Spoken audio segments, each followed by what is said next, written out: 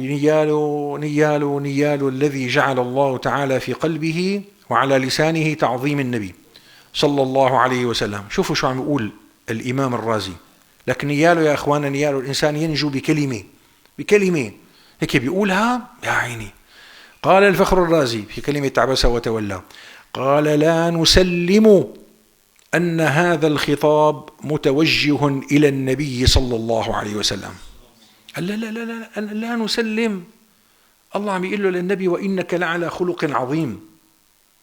بعدين بيقول له للنبي: عبس وتولى، يعني أنت فعلت ما لا يليق بأصحاب الأخلاق والمروءة. لا نسلم أن هذا الخطاب متوجه إلى النبي صلى الله عليه وسلم. هذا اللي عم يحكي مو الشيخ عبد الله سراج الدين رضي الله تعالى عنه، هذا اللي عم يحكي الإمام فخر الدين الرازي.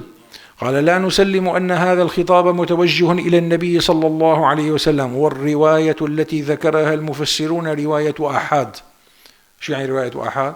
يعني رواية آحاد يعني مظنة الخطأ، وهي معارضة لأصل وهو وإنك لعلى خلق عظيم.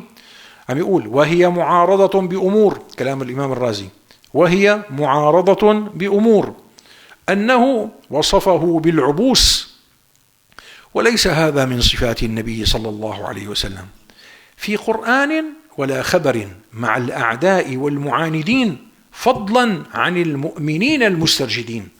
قال النبي بوجه أعداءه ما كان يعبس، لحتى يجي واحد من المؤمنين يقوم يعبس بوجهه. طيب، وصفه هي عبس وتولى أن جاءه الأعمى وما يدريك لعل كذا، أما من استغنى شو فأنت له تصدى.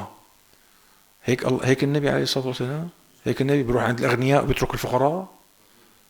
كان أولياء الله إذا إجاهم عزيمة على عرس نفس اليوم، واحد فقير واحد غني، واحدة بالفور سيزن واحدة على الأسطوح، بيترك الفور سيزن بيطلع على الأسطوح، بيقول له يعني أنا شو بدي، أنا جاي والله طلعت لعنتها والأسطوح وتركت ذاك.